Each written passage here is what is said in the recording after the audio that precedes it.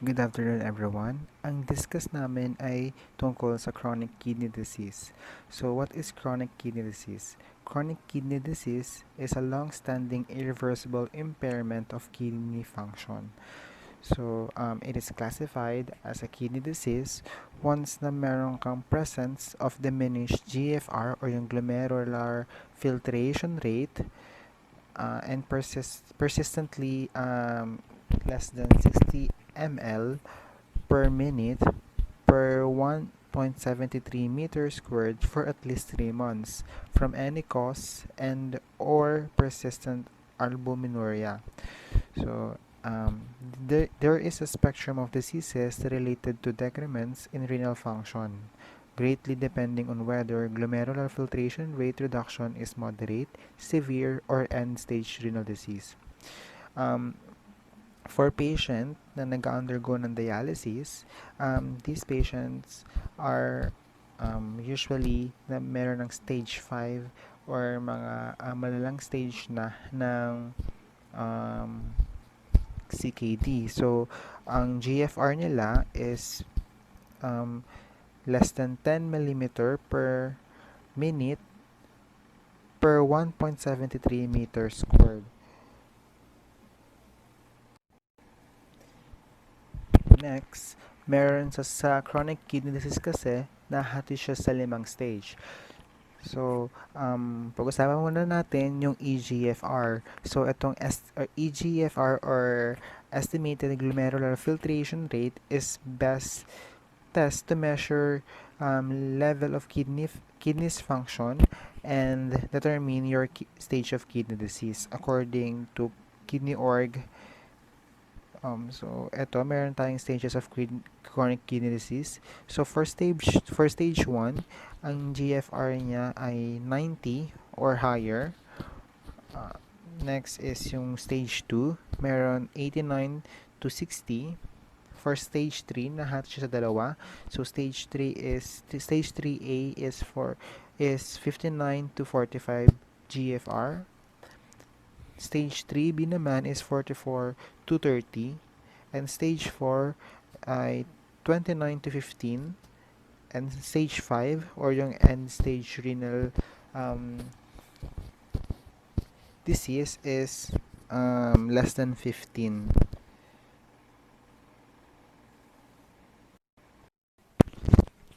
So what happens in chronic kidney disease? So according sa National Institute of Diabetes and Digestive and Kidney Disease, ang chronic kidney disease or CKD means yung kidneys daw are damaged and can filter blood the way they should. Yung disease is sinatawag na chronic dahil yung damage sa kidney happens slowly over a long period of time. So, this damage can cause waste to build up in your body. So, CKD can also cause other health problems. So, for short pathophysiology related dun sa kung paano nag-cause ng chronic kidney disease yung hypertension is una, sa hypertension, di ba meron tayo sa kidney natin? So, meron tayong mga nephrons. So, ito yung parang functional unit ng kidneys. So, sa mga nephrons natin, sa pinakadulo, sa proximal part, we have the Bowman's capsule. So, sa Bowman's capsule na yon, nandun pumapasok yung mga arterial vessels or yung mga blood vessels. Papasok doon para dun ma-filter yung blood sa may Bowman's capsule. So, in hypertension kasi, ang nangyayari is dahil merong mataas na pressure sa may lumen, nagkakosto ng thickening ng lumen ng arterial or ng afferent arterioles. So, dahil sa thickening ng lumen na to is kumakonti yung blood na papunta dun sa Bowman's capsule. So, mas konti lang yung na-filter nila. So, kaya may decrease na GFR or yung filtration rate. So, dahil sa decrease na yon, nasasans yun ng kidney natin. So, dahil nakita niya na may decrease ng output, so ang gagawin niya is activate niya or mag-release siya ng renin. So, itong renin na to will activate nga yung RAS or tinatawag na renin-angiotensin-aldosterone system. So, itong RAS, ang purpose kasi nito is to increase yung blood pressure. So, ganoon din. So, increase niya yung blood pressure. So, mas talong magkakos yun ng thickening ng lumen. So, paulit-ulit na cycle yon hanggang sa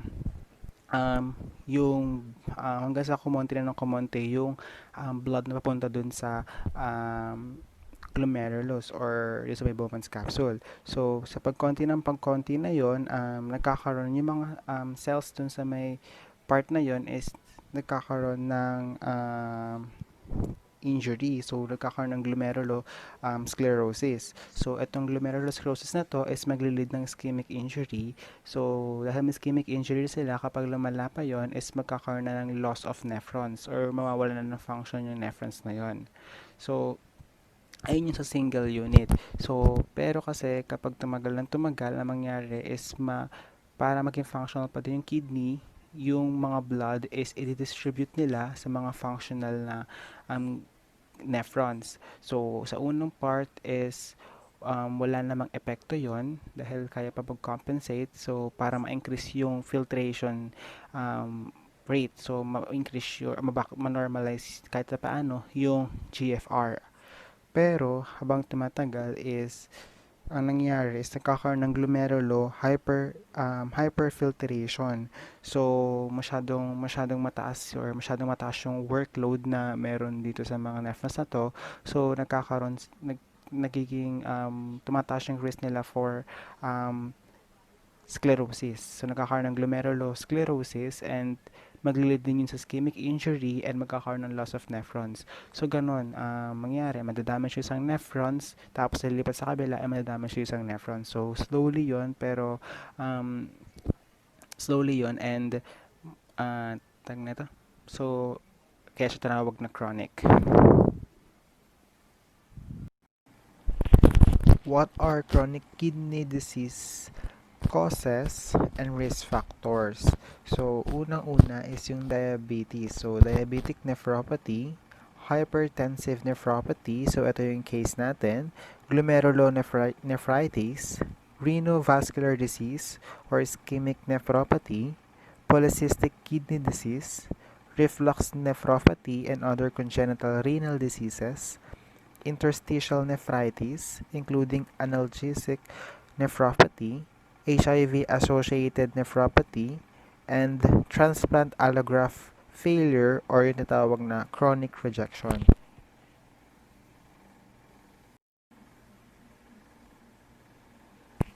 Kanina, nabanggit sa risk factor yung hypertension. So, or yung hypertensive nephropathy. So, sa case natin, yung hypertension kasi may complicates many forms of CKD and warrants aggressive treatment to reduce risk of stroke and potentially slow the progression of CKD. Kasi kapag may hypertension ka kasi, isa rin siyang risk factor actually sa mga cardiovascular diseases. So, ito kasi yung hypertension or yung uncontrolled hypertension is pwede mag-cause ng mga damages sa vessels natin and pwede mag-lead yun sa mga formation ng atherosclerotic plaque or plaque rather. So, ito mga plaque na to is pwedeng mag-cause pa ng iba pang mga complications. What are the common symptoms of CKD? CKD may present with clinically silent decline in renal excretory function in milder forms and in more severe cases by prolonged symptoms and signs of uremia.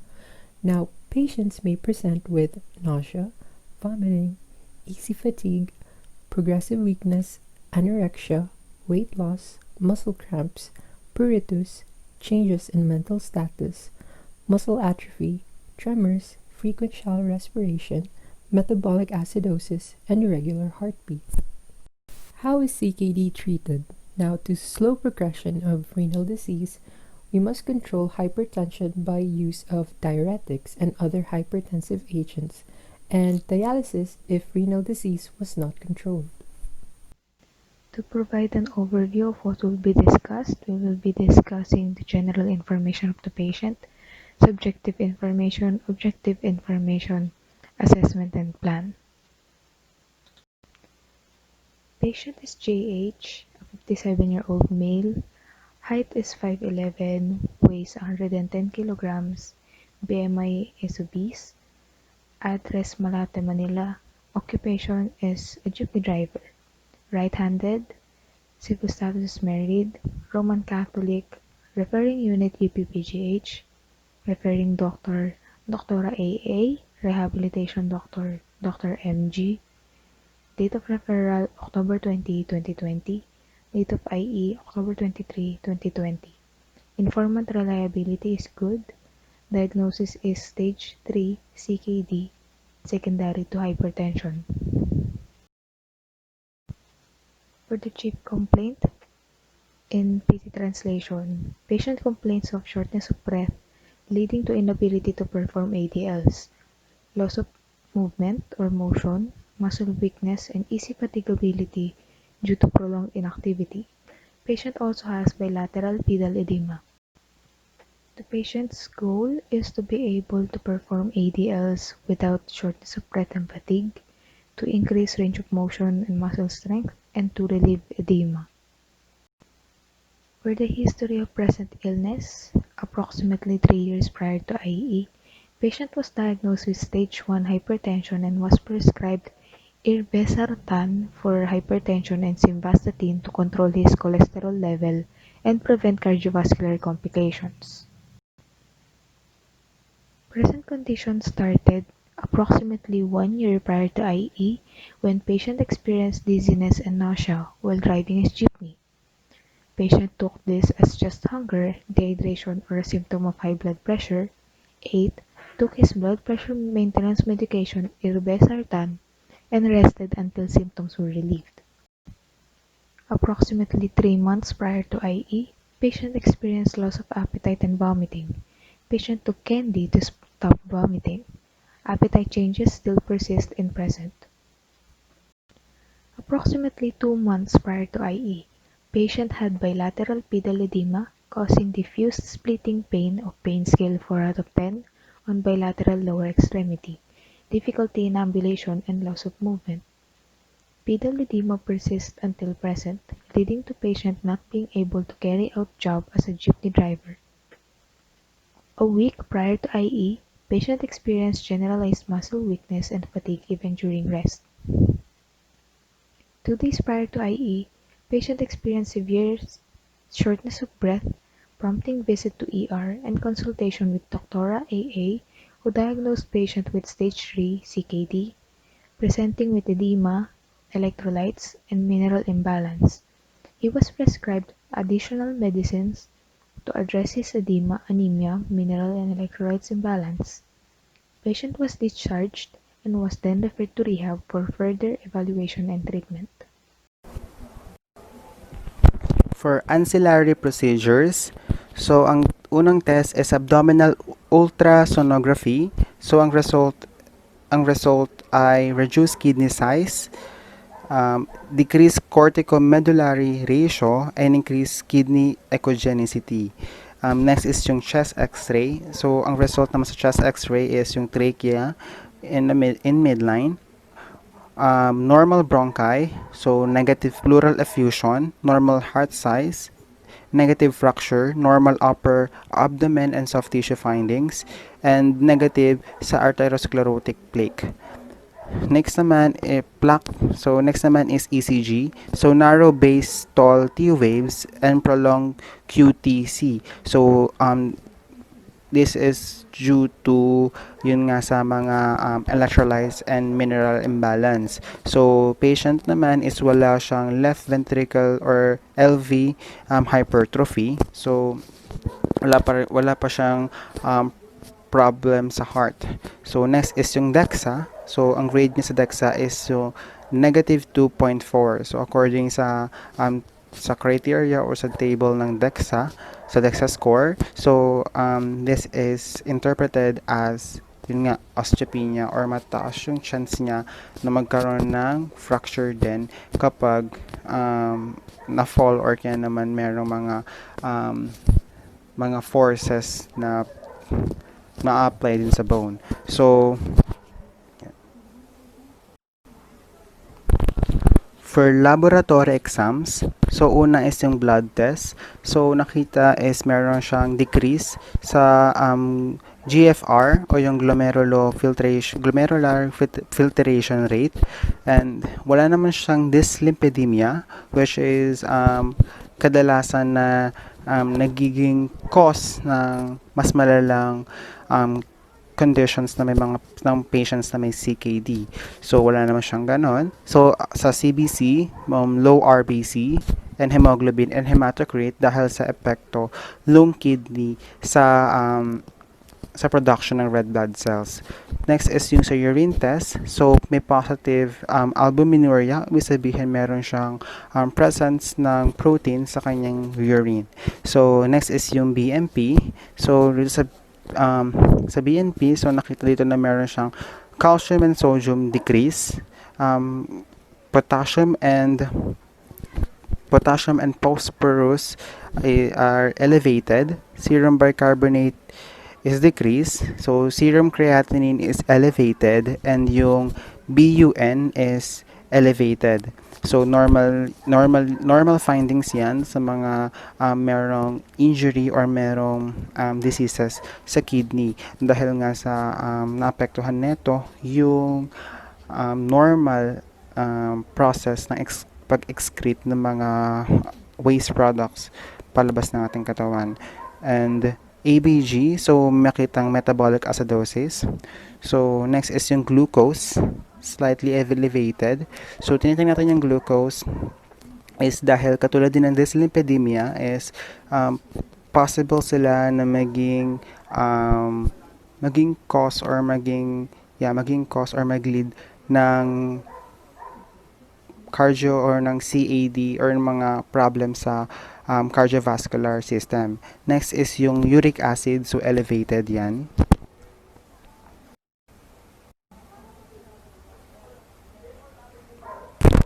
For diagnostic imaging, so si patient meron siyang Doppler ultrasound. So ang result ng Doppler ultrasound ay may increased echogenicity of renal cortex, reduced renal cortical thickness, and reduced renal length. Next naman is yung sa MRA. So nakita na merong renal artery stenosis na dahil dun sa hypertension niya. Yung hypertension niya kasi is naka-apekto or nag-cause ng thickening nung vessel na papunta or yung vessel na papunta dun sa kidney, so yung renal artery.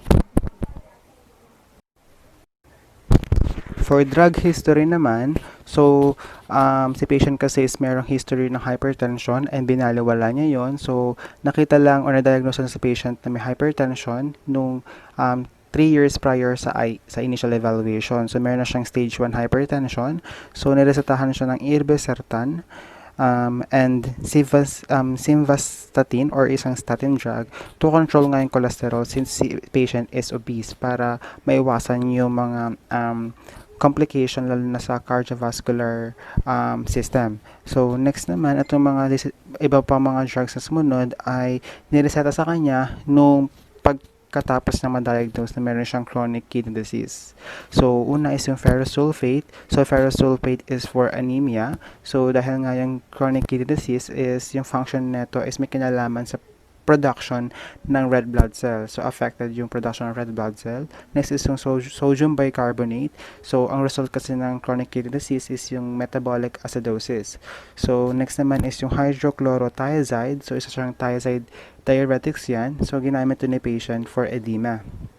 And also ginagamit din siya for hypertension and talagang sinadya siya na ipagsama sa irbesartan dahil para mapalakas pa yung effect ng antihypertensive drugs. Next is yung sodium polystyrene sulfate for hyperkalemia naman na dahil sa mineral imbalance or mineral imbalance na dala ng chronic kidney disease or ng disease na nag-a-affect sa function ng kidney. Next naman is yung calcium acetate naman. So ito naman is for low bone resorption and hyperphosphatemia. So for mineral imbalance din siya dahil sa impaired function of the kidney.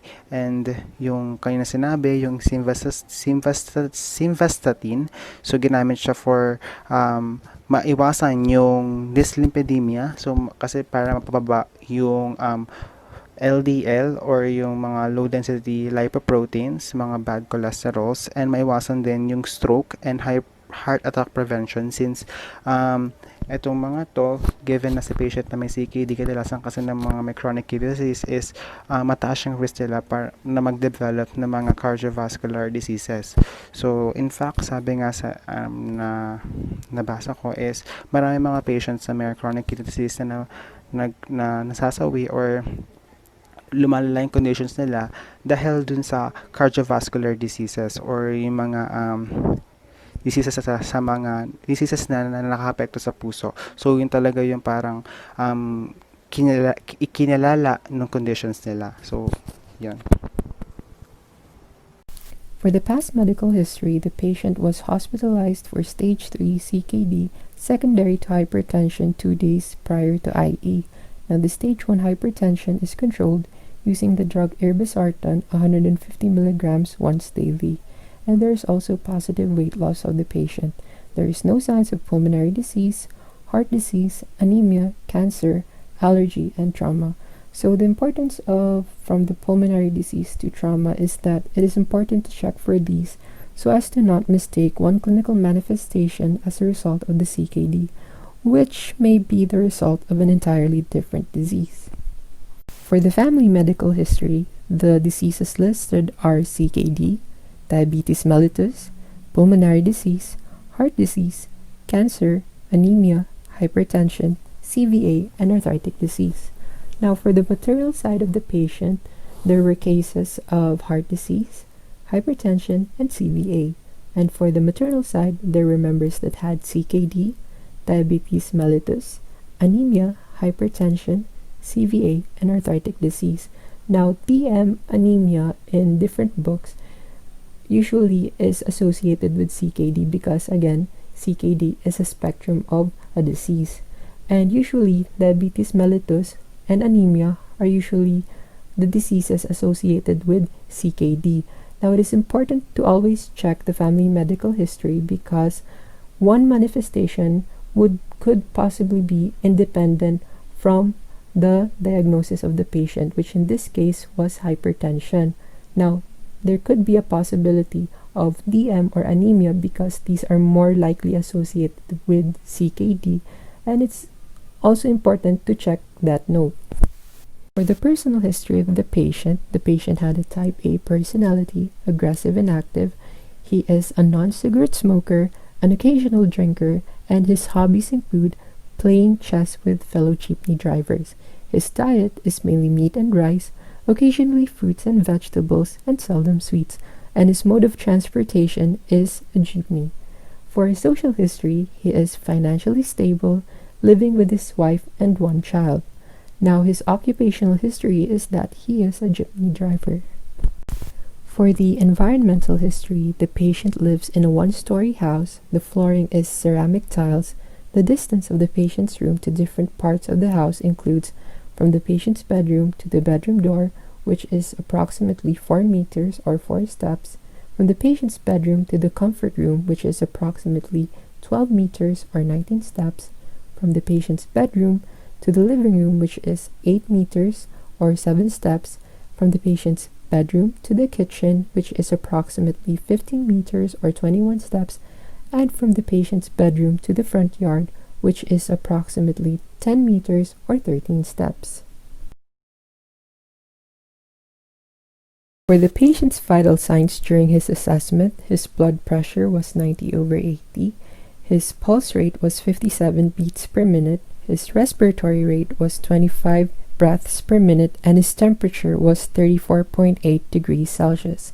Now, during his exercise, there was an increase of his blood pressure to about 110/90, his pulse rate 85 beats per minute, and his respiratory rate of about 30 breaths per minute, and his temperature also increased to 36.4 degrees Celsius. Now, after the exercise, his blood pressure dropped to 100/80, his pulse rate also dropped to 70 beats per minute, his respiratory rate decreased to 26 breaths per minute, and his temperature went back to 34.8 degrees Celsius. Now, the findings were that the patient has stage 1 hypertension, there is noticeable bradycardia, and above normal respiratory rate, which was about 25 breaths per minute, and hypothermia. The patient did not experience dramatic change in vital signs during and after exercise, so treatment was continued with precautions in mind.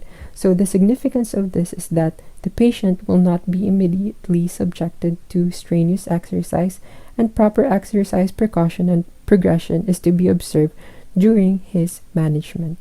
During the patient's ocular inspection, he is alert, coherent, cooperative, which is oriented times 3. Now he's an endomorph and ambulates without any assistive device. There is also positive postural deviations, gait deviations, and bilateral pedal edema where we can check on their respective assessments. Now, it is important to note that there were no pressure sores, contractures, and especially cyanosis on toes and fingers, which are indications of any heart complications or renal complications. During the palpation, the patient had positive bilateral 3+ pitting pedal edema, and he was hypothermic on all exposed body parts, normotonic on bilateral lower extremities. Now, the findings is that the patient has 3+ pitting edema on bilateral lower extremity and was hyperthermic on all exposed surfaces.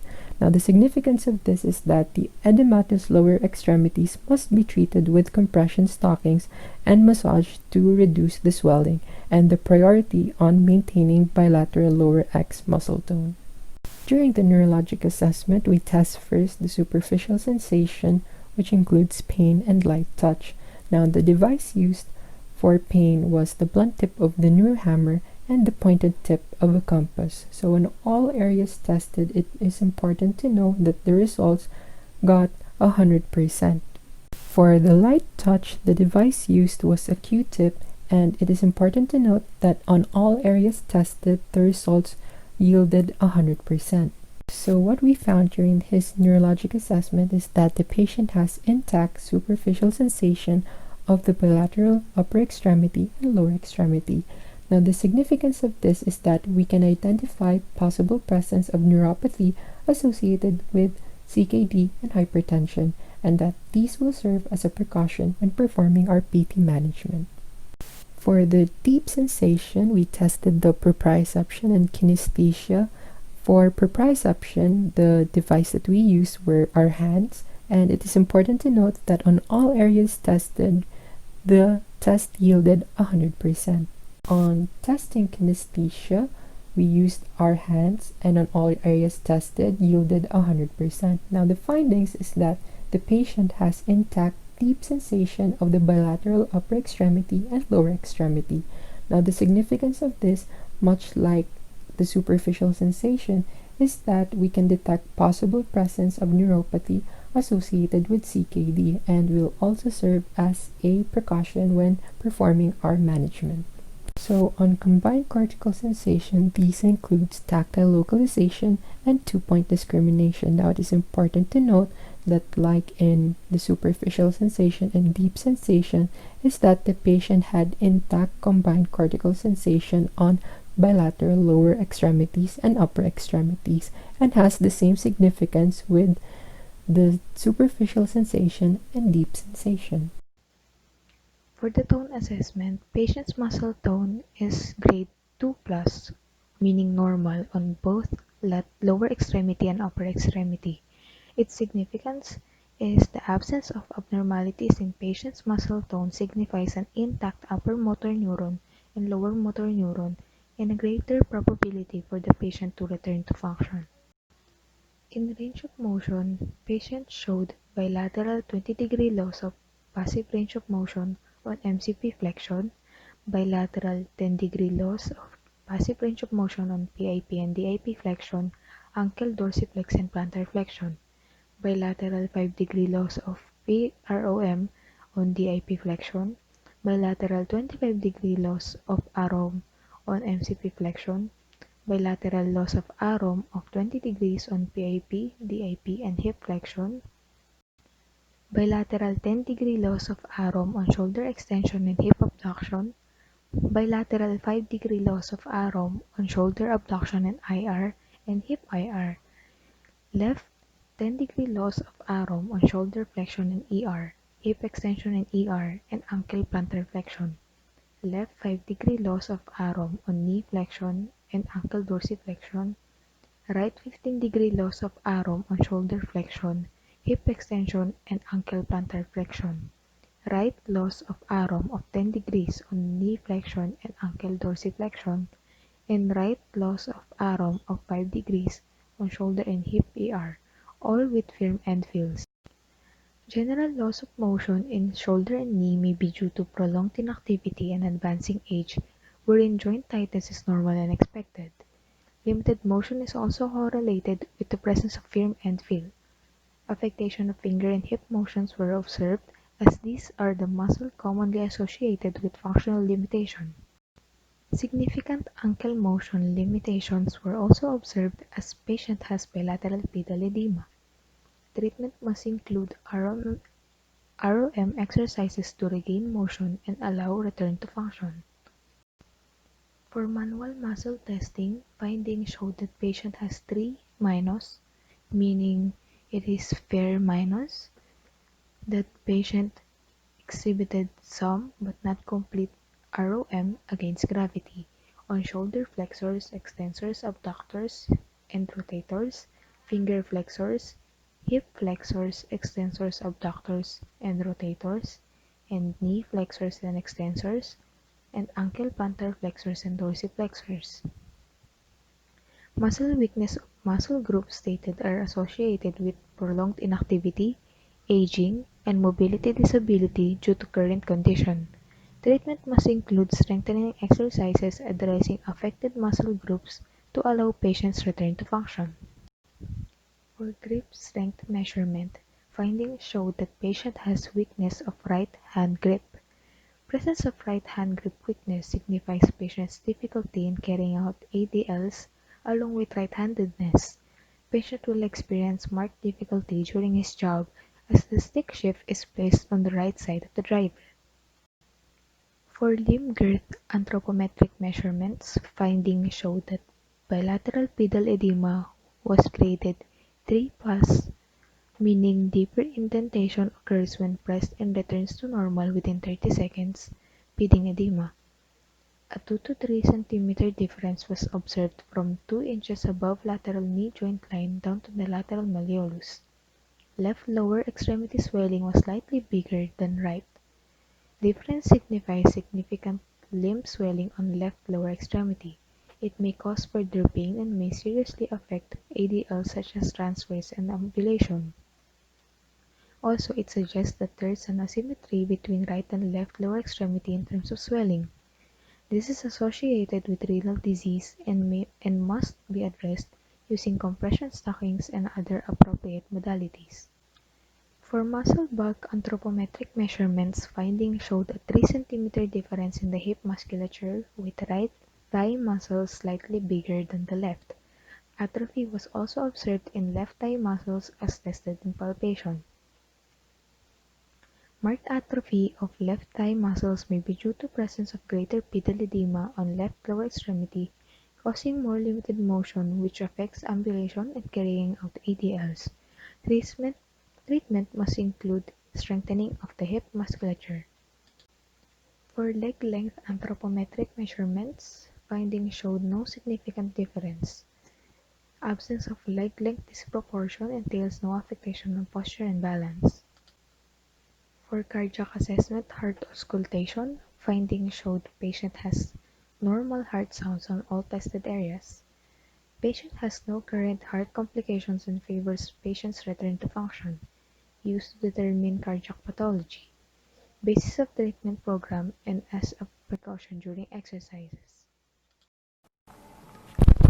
For aerobic capacity and endurance assessment, findings patient covered a total distance of 177 meters within 6 minutes. Patient has increased blood pressure, normal heart rate, and decreased oxygen saturation after the test. Patient has 5 PSOP scale. Significance, patient has decreased functional status and endurance due to cardiopulmonary intolerance, and the purpose is for baseline purposes. Treatment should include aerobic exercises within the patient's tolerance, and patient's education should include proper breathing techniques during episodes of SOB and self-monitoring of vital sign.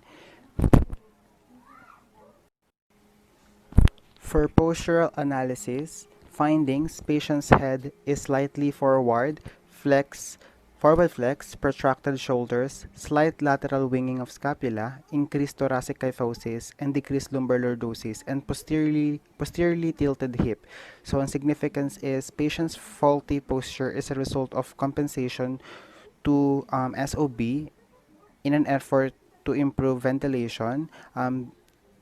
This will serve as a basis for treatment. So, yung treatment focuses on correcting faulty posture. So, this should include stretching of tight muscles, strengthening of weak muscles, and proper breathing exercises.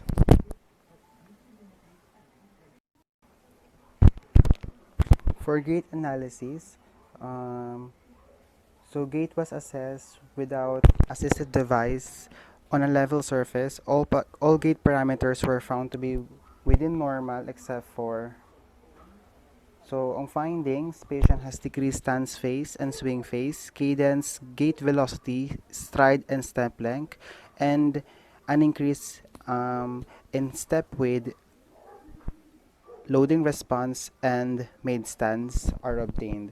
So, ang significance is decrease in stance and swing phase, decrease cadence, gait velocity, and decrease in stride and step length, and increased step width are due to heaviness of brought by bilateral pedal edema. So, possible din na dahil sa decreased ROM and fear of fall.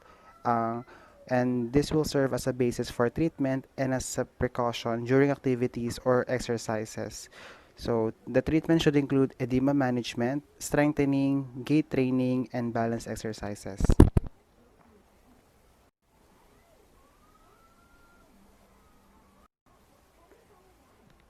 For balance assessment, may dalawa kaming ginamit dito. So, ang una is yung functional balance scale. So, ang findings dito is yung patient static and dynamic balance are scaled as fair. So, ang significance is fair functional balance result was due to muscle weakness, edema, and yung LOM. So, treatment should focus on strengthening, edema management, and balance exercises, and also to increase yung ROM to prevent possible injury caused by fall. It will also serve as a precaution during activities that require patient's balance. For the second part ng balance assessment, so false efficacy scale. So, ang findings dito is patient has a score of 71 on the false efficacy scale. So, ang significance is patient's fear of fall is influenced by faulty posture, muscle weaknesses, and side effects of the medicine. This will serve as a baseline, and side effects of drugs taken should be considered during treatment session or any activity. Patient and family education should also be included, and balance exercises.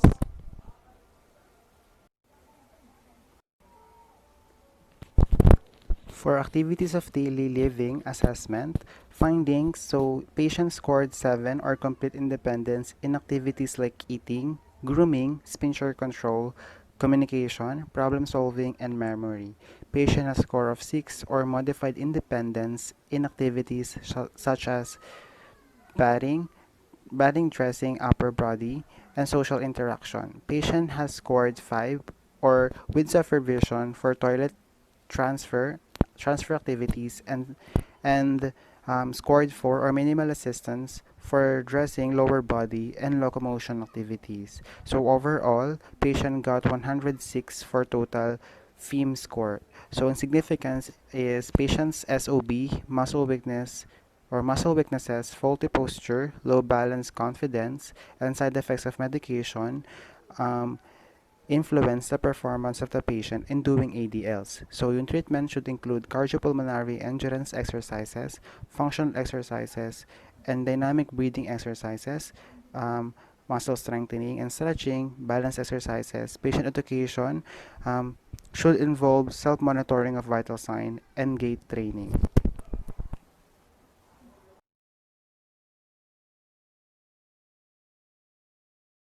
For the medical diagnosis, the patient had stage 3 chronic kidney disease secondary to grade 1 hypertension.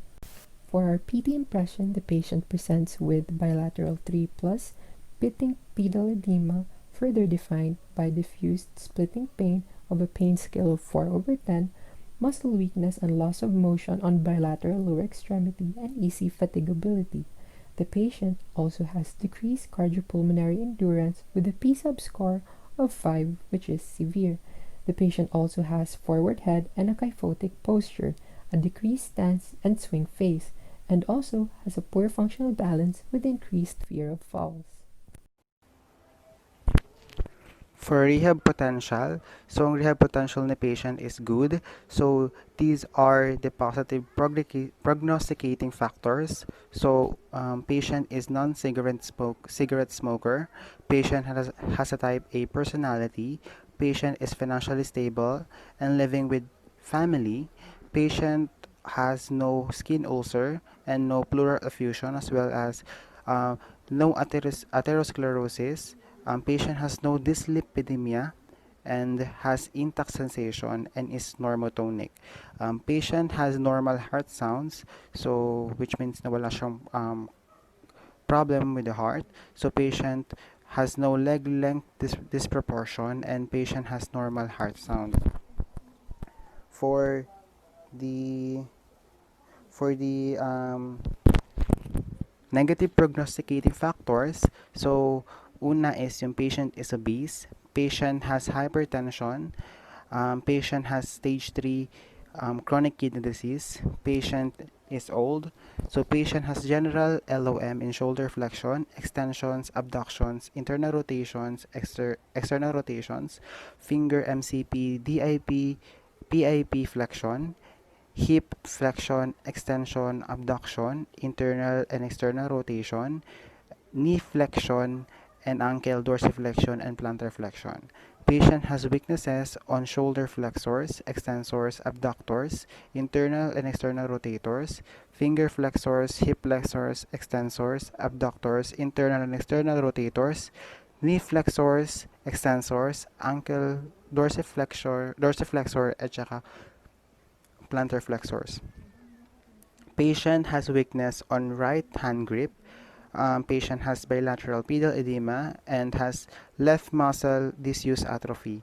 So patient has decreased or low cardiopulmonary endurance. Patient has postural and gait deviation. Patient has fair static and dynamic balance. Patient has fear of fall and has limitation or has ADL limitation. So for the problem list, patient has SOB upon doing ADLs, patient has decreased cardiopulmonary endurance, patient has 5 PSOB scale, patient has firm and feel and LOM on shoulder flexion, extension, abduction, internal and external rotation, finger MCP, DIP, PAP flexion, knee flexion, hip flexion, extension, abduction, internal and external rotation, ankle, plantar, and dorsiflexion, both ROM and PROM.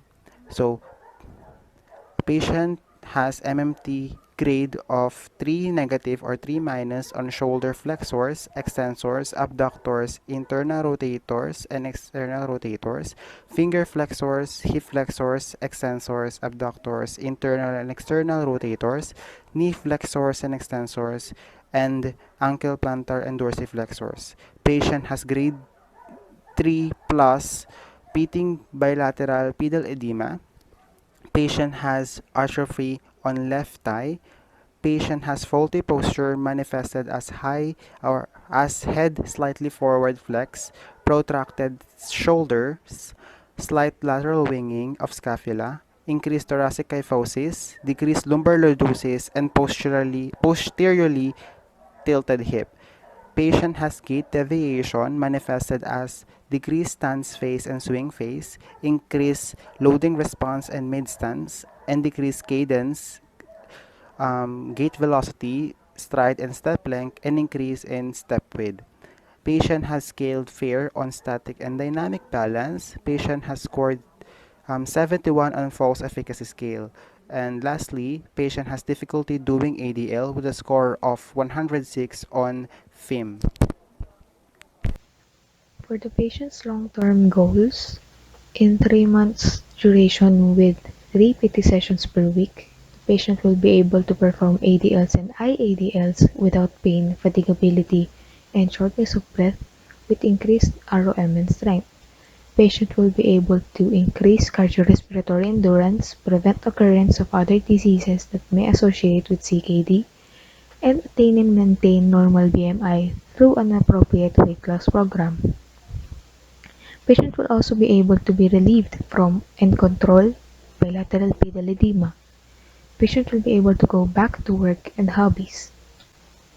For the short-term goals, in 4 weeks duration with 3 PT sessions per week, patient will be able to decrease edema on bilateral lower extremity after 4 PT sessions, increase AROM with 5 to 10 degree increments after 3 PT sessions of bilateral MCP, DIP, PIP flexion, hip flexion, and ankle plantar flexion.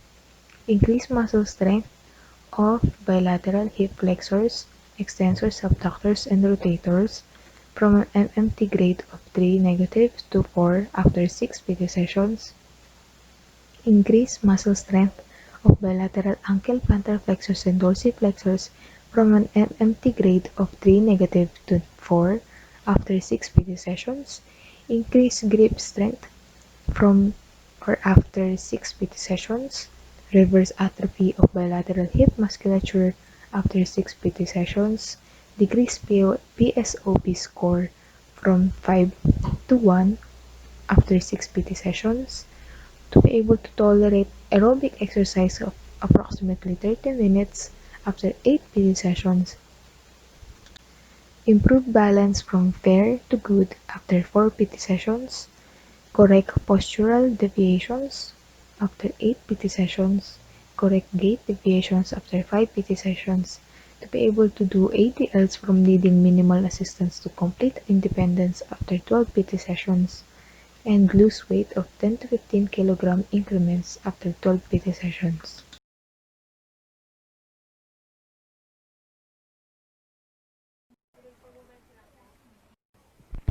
For precaution naman, dapat tuwing may ginagawang activity sa patient, yung activities or dapat make sure natin na within sa target heart rate lang ni patient para ma-avoid yung episodes ng dyspnea and ma-avoid din na mapalala yung iba pang mga complications or mga conditions na meron si patient. So, ang low target heart rate ni patient ay 110 beats per minute. Ang high target heart rate naman ni patient is 147 beats per minute. So, other precautions are, so number one is yung ensure adequate warm-up and cool-down periods. So, ito yung mga for aerobic exercises to prevent musculoskeletal injuries.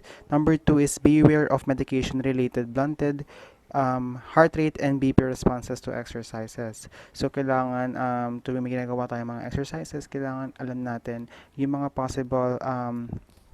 possible effects ng mga iniinom niya na medication ni patient sa mga sa activities na ginagawa niya. So, number three is yung discontinue exercise when patient experiences shortness of breath, so, and dizziness. So, number four is check patient's BP, heart rate, respiratory rate, at saka yung oxygen saturation after or before, during, and after the treatment para magkaroon tayo ng magkaroon tayo ng baseline. So, ang pinakalas ay make sure na yung medication are on standby during PT sessions. Lalo na yung mga medications na for attacks or mga essential medications na kailangan niyang i-take during mga episodes of attacks. PT management to control and decrease pedal edema, manual lymphatic drainage of bilateral lower extremity, contrast path on bilateral lower extremity, around 17 degrees Celsius to 38 degrees Celsius with ankle pumps for 30 minutes. To increase ROM, isometric exercises of all lower extremity motions for 7 seconds hold, 10 repetitions 1 set on first week. Isometric finger flexion exercise 7 seconds hold, 10 repetitions 1 set. PROM exercises to AROM exercises of bilateral finger flexion lower extremity motions 10 repetitions 1 set. AROM exercises of bilateral shoulder motions 10 repetitions 1 set. To increase muscle mass and strength, PRE of all LE motions with 2-pound weights 10 repetitions 1 set starting on second week for 2 to 3 days per week, non-consecutive. PRE of finger motions with use of Therapathy 5 to 10 times per motion. To increase cardiorespiratory fitness and physical function and decrease cardiovascular risks, low-intensity aerobic exercise for 30 minutes for twice per week, 7 minutes of continuous low-intensity activity, 3 rounds with 2 minutes period of rest, 1 minute 30 seconds for warm-up and cool-down. To maintain habitual physical activity, increase ROM, and decrease exercise-related injury risks. GPS of finger flexors, hip flexors, ankle plantar flexors, and dorsiflexors for 30 seconds hold, 3 sets, twice a week. To correct gait deviations, gait training on parallel bars with minimal assistance, 1 minimal assistance for 5 rounds. Progress by decreasing assist and training without parallel bars.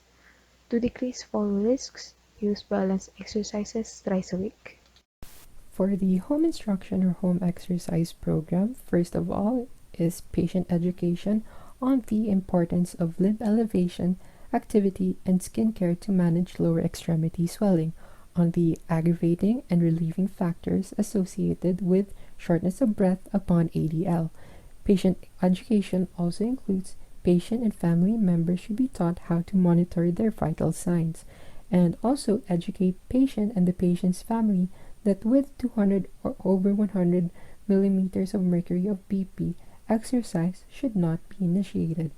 And we can also include controlled breathing techniques, which includes diaphragmatic breathing, pursed lip breathing, which we should note that the patient must not force his expiration. Now, we can also include in our home exercise program is the preventing and relieving episodes of dyspnea. So, to do this, the patient is within a relaxed forward bent posture and he can continue pursed lip breathing. We've also included in our home exercise program is to increase exercise tolerance, induce weight loss, improve cardiovascular reactivity, and BP control. Now, these includes low intensity regular walking for 30 minutes. Also, if patient experiences shortness of breath, he can proceed to controlled breathing techniques and active range of motion exercises in non-weight bearing bilateral lower extremities, which includes side lying hip flexion of 10 reps and 1 set, standing hip extension of 10 reps and 1 set, heel slides and ankle pumps of 10 reps and 1 set. Also, we can include active range of motion exercises in non-weight bearing for the bilateral upper extremities of 10 reps and 1 set. Now, we can also use compression stocks, which is put on during the day and removed at night to relieve edema or upon the discretion of the rehab doctor. Our recommendation includes that the patient should consult a dietitian to be prescribed with an appropriate diet plan just to manage his obesity. Now, the patient should also practice a daily exercise routine for at least about 20 minutes. and the patient should set an alarm to be reminded when to take his medicines, and the patient's exposure to cigarette smoke should be lessened to prevent development of pulmonary diseases, and the patient should have regular consults with their cardiologist to prevent the development of cardiovascular conditions, because right now the patient doesn't have or doesn't present with any heart complications. Now, in order to do that, in order to maintain that, you should consult with the cardiologist. So that is all.